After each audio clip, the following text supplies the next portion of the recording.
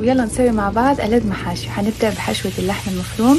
أضفنا الزيت مع نص كيلو من اللحمة المفرومة، وأضفنا عليها الطماطم، البصل والثوم، فلفل أحمر، كزبرة، قرفة، وفلفل أسود وملح. نقلبهم ويصيروا جاهزين، وحنضيف عليهم نص كوب من رز بسمتي مغسول ومنقوع مع الشبت والكزبرة والنعناع الناشف، ونقلبهم مع بعض ونبدأ نحفر الخضار.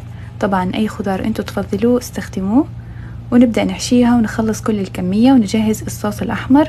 حطينا الزيت وحمرنا البصل وحطينا عليه الثوم، وبعدين نضيف حبتين من طماطم المفرومة مع ملعقتين كبيرة من معجون الطماطم، البهارات والملح. نقلبهم 5 دقايق ونضيف عليهم 4 أكواب من الموية مع مكعب مرق دجاج، ونخليهم على النار 5 دقايق. وبعدين نضيف الصوص على الخضار وحضغطها تقريبا 20 دقيقة وتكون عندنا جاهزة. شوفوا معايا اللغوصة اللذيذة كيف، ما شاء الله تبارك الله، مرة لذيذ. أتمنى تجربوه وعليكم بألف عافية.